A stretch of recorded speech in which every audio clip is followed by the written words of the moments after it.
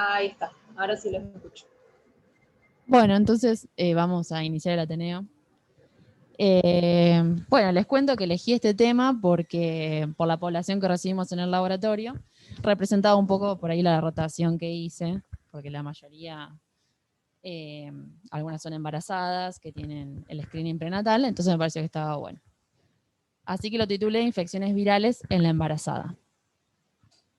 La idea es hablar de una introducción, un poco de introducción de las infecciones, después hablar de la inmunidad en el embarazo, de las infecciones virales en sí. Vamos a comentar de cada virus algunas características básicas como cuál es su genoma, cómo se transmite y cuál es su manifestación. Y después qué es lo que pasa en el embarazo o en el neonato. Vamos a hablar de nuevos virus asociados a infecciones congénitas y por último hablar de embarazo y pandemia. Entonces, como introducción, ustedes saben que muchas mujeres llegan al parto sin haber tenido contacto con el sistema de salud. Nosotros acá estamos acostumbrados a recibir pacientes que se atienden periódicamente, que tienen controles anuales. Bueno, en los hospitales por ahí esta realidad es diferente. Entonces, bueno, muchas mujeres por ahí también se acercan al control, pero ni siquiera lo hacen desde el comienzo del embarazo. Entonces, ¿por qué es importante evaluar las infecciones prenatales? Porque muchas van a ser asintomáticas, porque el diagnóstico y el tratamiento precoz van a mejorar la morbimortalidad fetal y neonatal, y porque muchas infecciones son prevenibles. Y cuando hablamos de prevenibles, estamos diciendo que muchas con una simple vacuna pueden prevenirse. Entonces, las infecciones en el embarazo pueden ser congénitas o transplacentarias, donde la embarazada adquiere la infección y el virus penetra en la placenta. Perinatales, donde tenemos el agente en los genitales externos, entonces cuando el bebé pasa por el canal de parto se va a adquirir la infección. Y, la lactancia, ¿sí? Que esto es muy importante en el HIV, que es uno de los principales virus que se transmite por la lactancia. Y está relacionado que el tracto gastrointestinal del recién nacido por ahí no tiene la actividad de las IgA o las mucosas más delgadas, entonces se favorece la infección.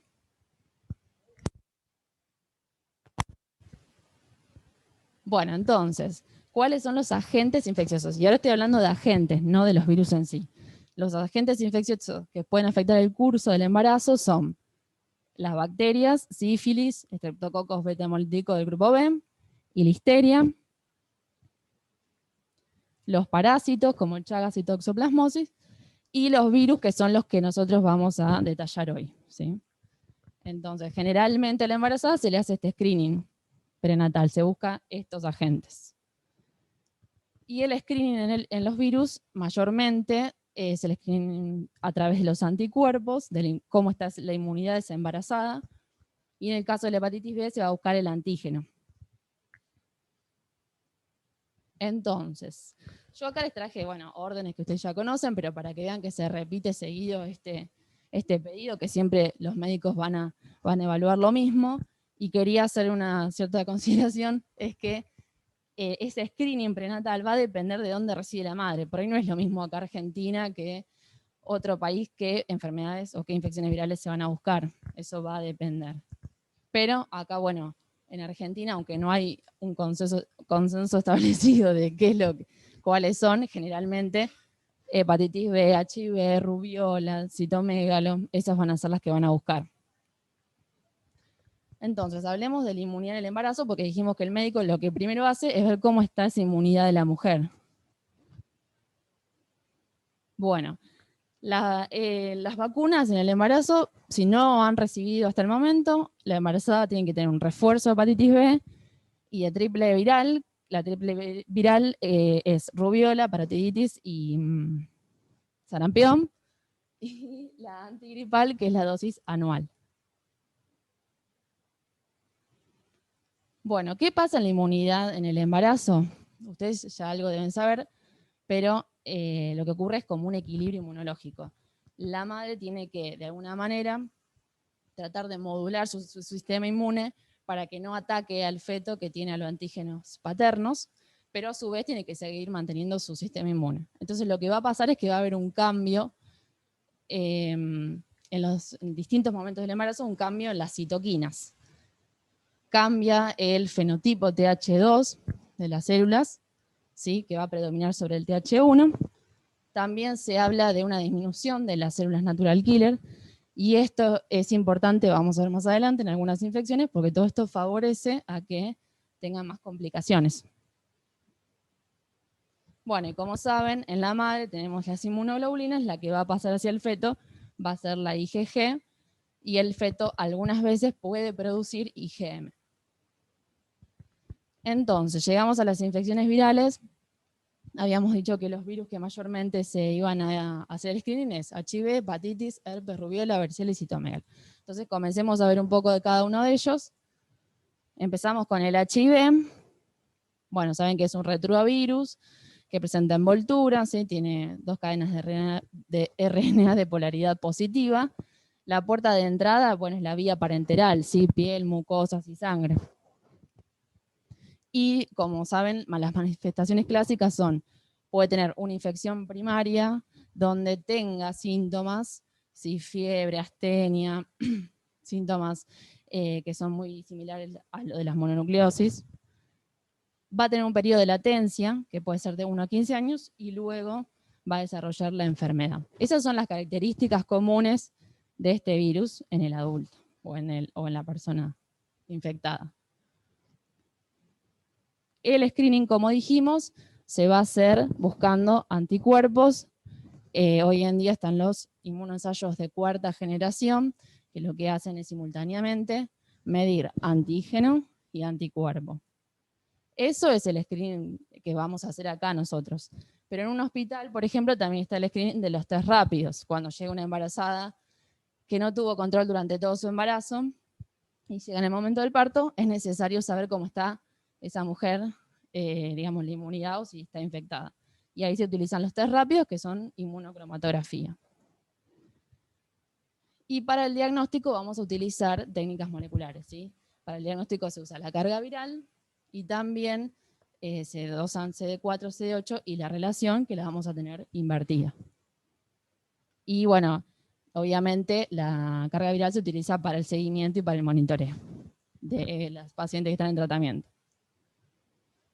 Cuando una paciente está en tratamiento y su carga viral es no detectable, la posibilidad de transmisión es muy baja. Hoy en día, Fernanda me contaba que muy pocos neonatos salen con infección, digamos, de una madre que es portadora de HIV. Es poco común que nazcan. La mayoría de las mujeres que son no detectables, los chicos nacen sanos. Bueno, ¿qué pasa cuando la serología es negativa para la mamá que le hicieron un primer screening? Es importante, primero, fortalecer las medidas de prevención, que se siga usando el preservativo durante el embarazo y durante la lactancia también. Por esto que decimos de que se transmite a través de la lactancia. Y por otro lado, solicitar la serología en el 2º y en el 3er trimestre, porque bueno, las madres que se hacen el screening en el primer trimestre, digamos, tienen que seguir haciéndolo en el 2º y en el 3º. Este es el algoritmo de estudio del HIV pediátrico, por ahí ya lo conocen, lo saqué del Ministerio de Salud. La toma de muestra se va a hacer dentro de las 24 o 72 horas del nacimiento, y lo que se busca es DNA proviral o RNA plasmático. ¿Qué es el DNA proviral? Es cuando el virus está dentro de la célula, y eso me da mayor sensibilidad y es característico de la primoinfección. Bueno, si me da positivo, voy a solicitar una nueva muestra.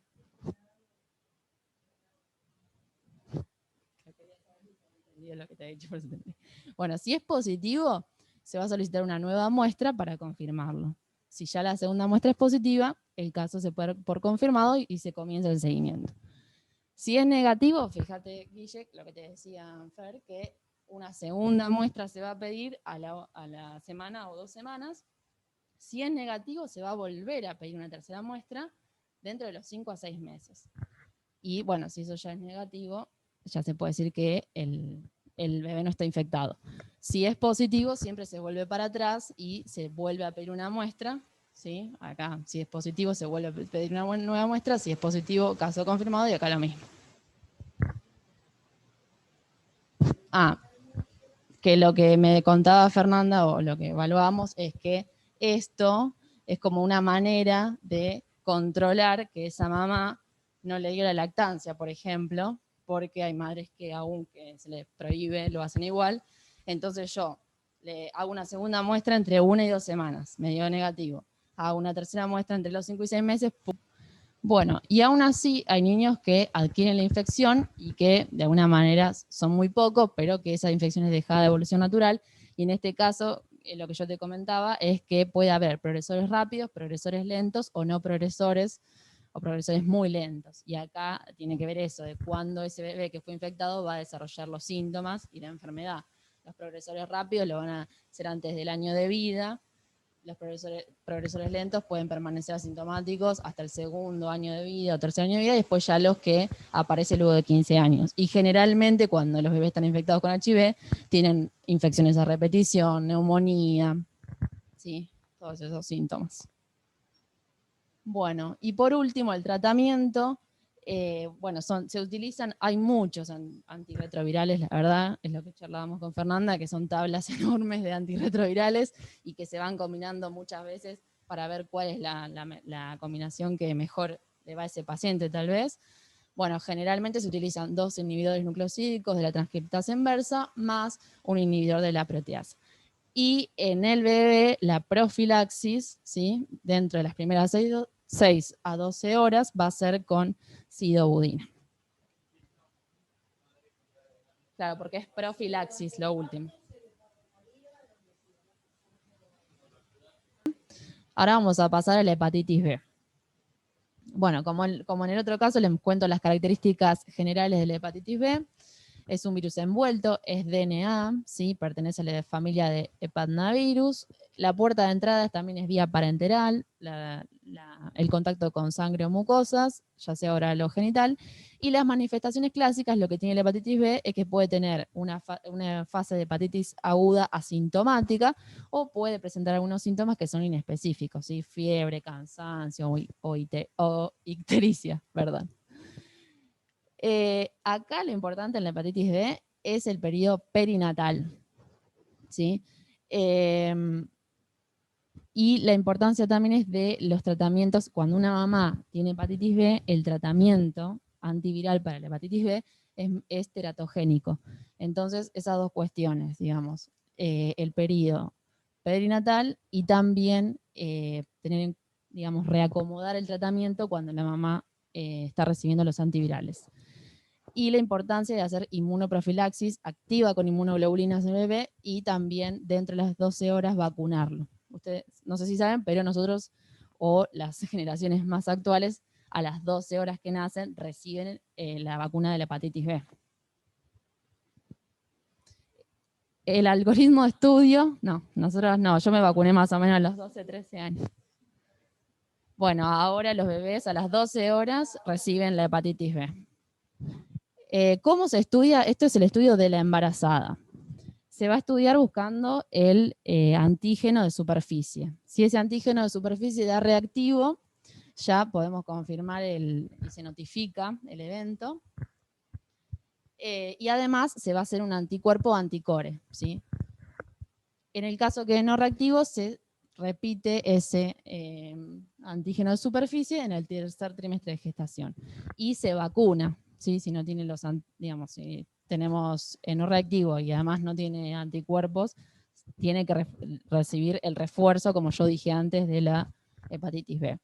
Y bueno, y recalcar esto de que al neonato se le va a hacer, se le va a inmunizar, ¿sí? Activa y pasivamente. Y una cosa es que, bueno, nada, se notifica. Yo le preguntaba a Fernando que cuando un caso se tiene que notificar, tiene que hacerse PCR, me contaba ella, porque para poder notificarlo, digamos.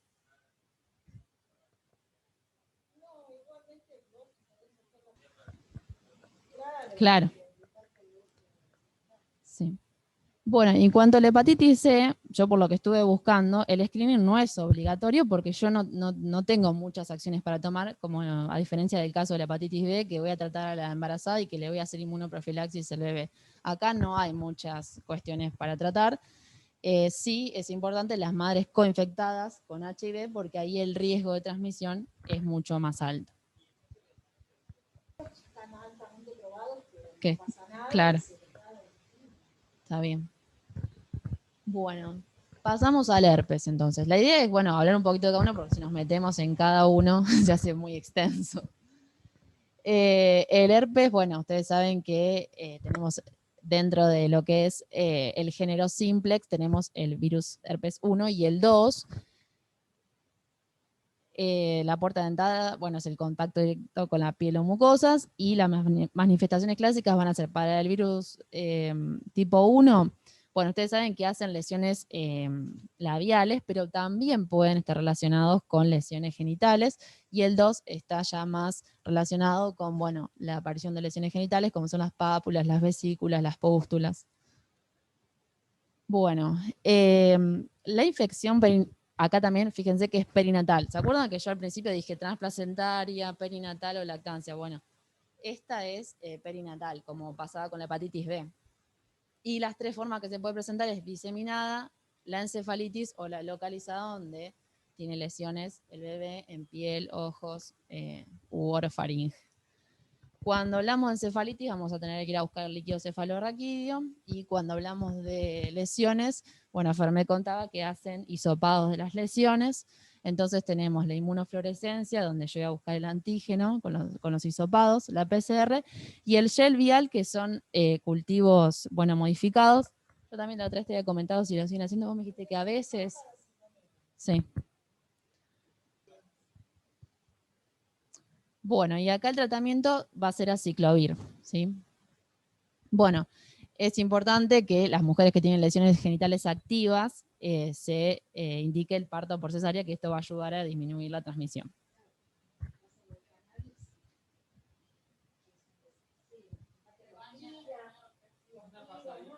Pobre, es horrible, sí, porque...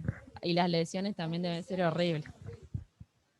Bueno, en el caso del citomegalo, que está dentro también de la familia de los herpes, este es un beta herpes, es el herpes virus humano 5, también es genoma DNA, la puerta de entrada también es el contacto directo con secreciones, pero esto de hablar también, ¿sí? Yo estoy cerca de una persona que tiene citomegalo, claro, las secreciones.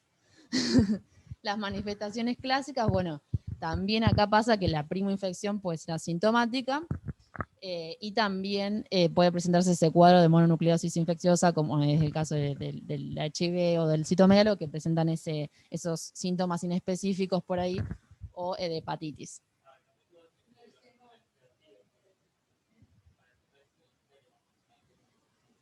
Claro, sí. Bueno, la primoinfección acá es asintomática y en otros también. Por eso también la importancia del screening en la embarazada, como dije antes, porque muchas son asintomáticas. Y este virus desarrolla, como muchos de la familia de herpes, la infección latente. Y en la embarazada lo que nos va a importar es la primoinfección o la reinfección. La reactivación, como hablábamos también con Fernanda, es más importante por ahí en los inmunosuprimidos, ¿sí? Como por ejemplo los trasplantados, pero acá yo no es que tengo un sistema inmune suprimido. La embarazada tiene un cambio en las citoquinas o en la modulación de ese sistema, pero tenemos un sistema activo. Entonces acá es importante la primoinfección o la reinfección.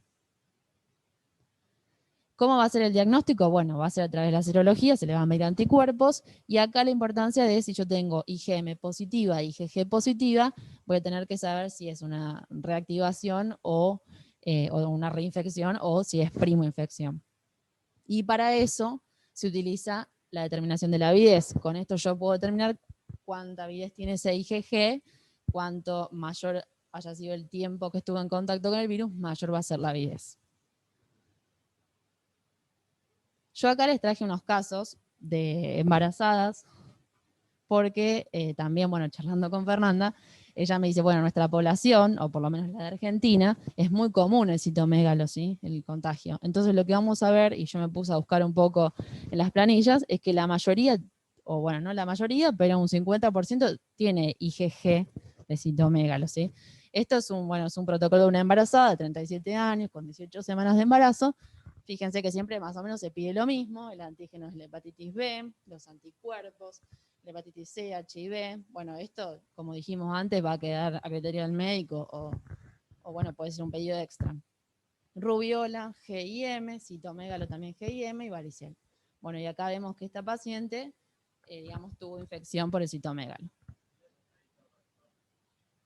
Acá otro ejemplo, esta es una mujer de 38 años con un embarazo de 24 semanas, otra vez el pedido muy similar, y lo que yo vi acá es que tenía antecedentes en el 2017 de haber tenido una IgM. Es muy bajita esa IgM, puede que sea un falso positivo, pero bueno, el IgG también, vos decís un falso positivo, o ese 2 me... Ah, está bien. Esa M no le creo, por ahí la del M del 2017. Bueno,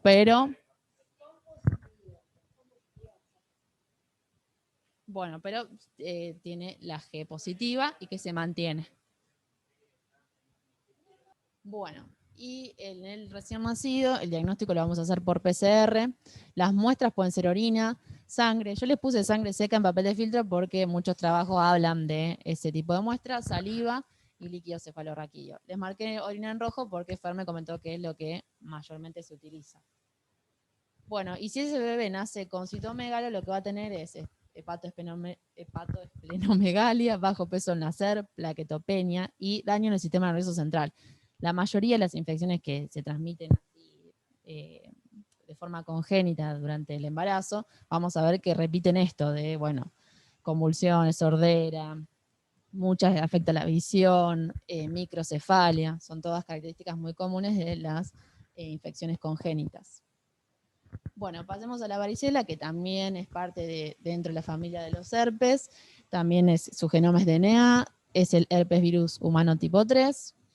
La puerta de entrada también, acá es vía aérea, ¿sí? O contacto directo con las lesiones. Y las manifestaciones clásicas es ese cuadro exantémico que está acompañado de fiebre o de malestar. Y también, bueno, puede producir latencia y es más grave no tanto en los chicos, sino en los adolescentes y en los adultos. Bueno, es importante la transmisión transplacentaria acá, y cuando la varicela se presenta en el periparto, el recién nacido puede desarrollar un cuadro un poco más grave. ¿Cuál es el síndrome? ¿Cómo? El perinatal. Una cosa importante que no les dije es que si la embarazada no tiene inmunidad para la varicela, no se puede vacunar estando embarazada. Vieron que para la hepatitis B y la triple viral se hacía el refuerzo. Bueno, varicela no se puede. Claro. Bueno, y si el niño tiene el síndrome de varicela congénita, bueno, otra vez ven que se repite hipoplasia, extremidades, bueno, manifestaciones del sistema nervioso central, microoftalmia, ¿sí? Cataratas, son como todas las características del síndrome congénito. Bueno, y en el neonato se va a hacer las inmunoglobulinas específicas y también se puede hacer la inmunofluorescencia de hisopados de lesión. Pasamos a la rubiola. La rubiola es virus de RNA, la puerta de entrada es la vía respiratoria, y las manifestaciones clásicas son la erupción, que empieza en el cuello y en la cara y luego se va a diseminar, fiebre y también manifestaciones respiratorias. Y también es muy común, bueno, ahora ya no, porque la mayoría de las mujeres están embarazadas, vacunadas. No. Bueno, tanto repito la palabra embarazo que...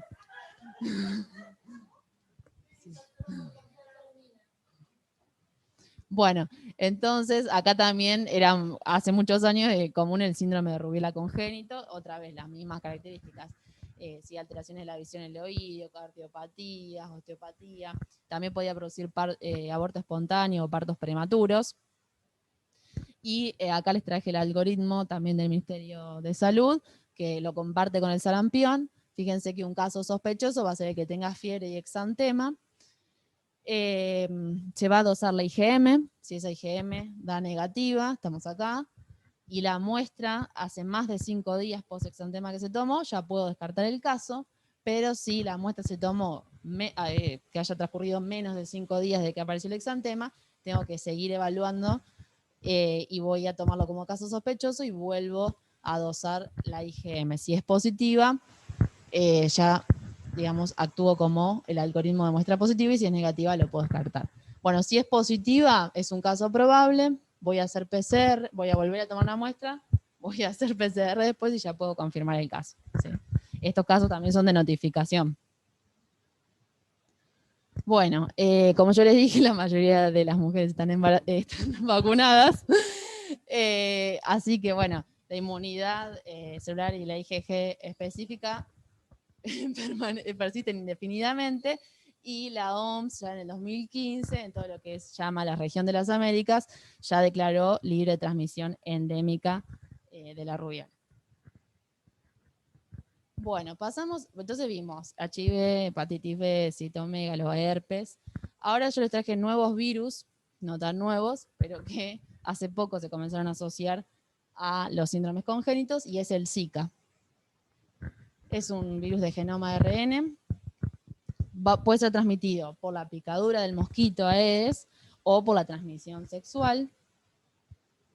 Las manifestaciones clásicas pueden ser asintomáticos, porque muchas personas tienen Zika y no se dan cuenta, o puede presentar fiebre, rash. Y está muy relacionado al síndrome de Guillain-Barré y a la meningoencefalitis. Bueno, ¿cómo es la infección congénita por Zika? Se lo vio que está muy asociado a la microcefalia. Y esa asociación se vio en el 2015 en Brasil, porque ustedes saben que Brasil es el lugar endémico de Zika. Entonces, en el 2015 se asoció en Brasil que muchos niños que nacían de madres que habían tenido Zika tenían microcefalia. Entonces, ahí fue donde se asoció Zika a el síndrome congénito. Y en el 2016, el Comité de Emergencia de la Organización Mundial de la Salud ya declaró a Zika como una emergencia de salud pública. Bueno, esto es importante porque en el suero dice el virus es detectado desde el comienzo de los síntomas hasta el día 6, y en la orina a partir del día 5 hasta el día 15. Pero ¿qué pasa en el semen y en el tracto de la mujer? Hasta los 6 u 8 meses se sigue detectando Zika en el semen, y hasta los 13 días en el tracto genital femenino, ¿sí? Y esto es muy importante por la prevención. El uso de preservativo acá va a ser importantísimo para evitar la transmisión vertical después.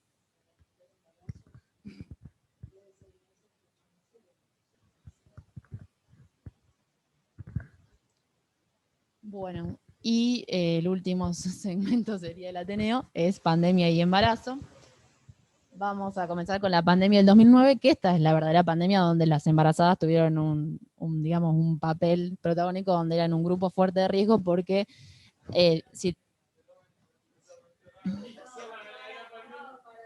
para las embarazadas, porque en el 2009 las embarazadas, con respecto a la población en general, eran un grupo que debían recibir internación y, bueno, tenían una mortalidad alta. Como ustedes saben, bueno, a principios del 2009, más o menos en abril, se detecta esta primera pandemia de influenza en este siglo. Es virus H1N1, ya había habido otras pandemias de H1N1, como en la gripe española, por eso se habla de nuevo virus de la influenza A. Bueno, y como les venía diciendo, las mujeres embarazadas infectadas con el virus tenían un mayor riesgo de hospitalización y mortalidad que la población en general. Entonces, hablando un poquitito de las características básicas, bueno, ustedes saben que puede haber 4 géneros: influenza A, B, C y togovirus, que afectan más a los animales. Y estos virus se pueden tener distintos subtipos, de acuerdo, ahora vamos a ver, a las proteínas de la superficie.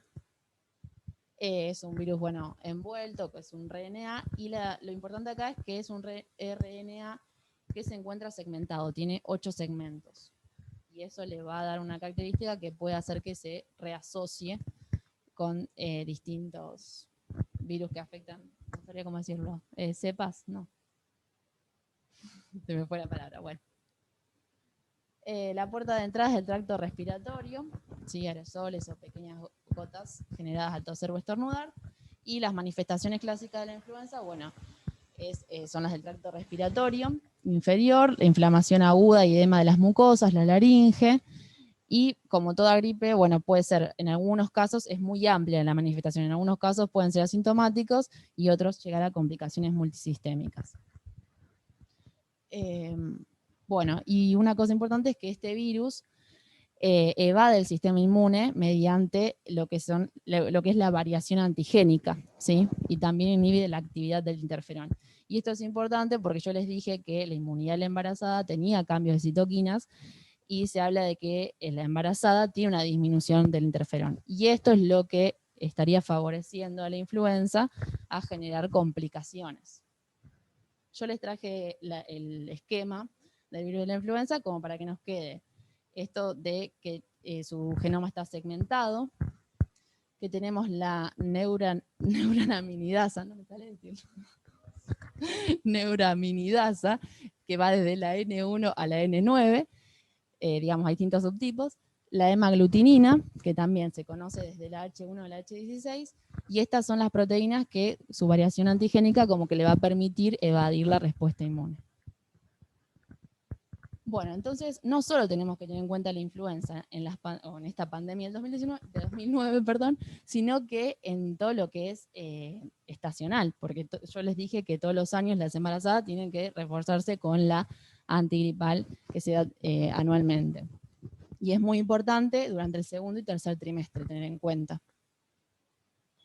Bueno, entonces, resumiendo lo de la pandemia del 2009, las complicaciones relacionadas con la infección, se vieron muchos trabajos después con el tiempo que se relacionaba a mujeres que habían tenido influenza con riesgo de aborto espontáneo, parto prematuro, muerte neonatal y bajo peso al nacer, y que todas estas complicaciones fetales y que llevan a la embarazada a tener que recibir asistencia, básicamente es por este cambio de citoquinas que expresa la embarazada, y también la desregulación de las hormonas, porque las hormonas en el embarazo, la progesterona, cumple una función de modelar la inmunidad. Que bueno, no me quería meter mucho con la parte hormonal, pero sepan que el cambio de citoquinas y también un poco la desregulación de las hormonas, todo eso favorece a que la influenza pueda evadir el sistema inmune y pueda causar complicaciones.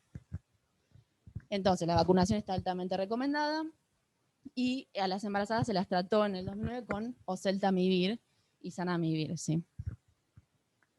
Bueno, ¿y qué pasa con SARS-CoV-2? Que es como dijo Guille, estamos en pandemia todavía después de un año.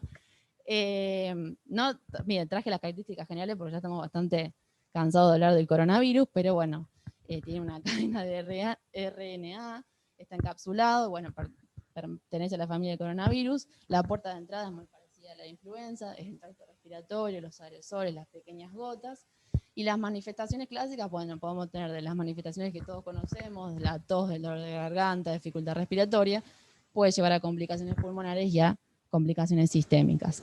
¿Qué se sabe hasta el momento de coronavirus y embarazadas? Bueno, por los trabajos que estuve leyendo, hay otros coronavirus como es el SARS y el MERS que se relacionan a todo esto de efectos adversos en el embarazo, como parto espontáneo. Quiero hablar más rápido de lo que aborto espontáneo, parto prematuro, esa es la ansiedad. Restricción del crecimiento, pero con coronavirus todavía, o con SARS-CoV-2, todavía no se puede hacer esa relación, hace muy poco del tiempo. Por otro lado, no parece haber digamos, vieron que influenza, yo dije que las complicaciones, la necesidad de tener asistencia médica era mayor que con respecto a la población en general. Bueno, por ahora, con COVID-19 no se vio eso, ¿sí? No necesitan más asistencia que el resto de la población. Y la mayoría de las muertes, un trabajo hablaba que se dieron en Brasil.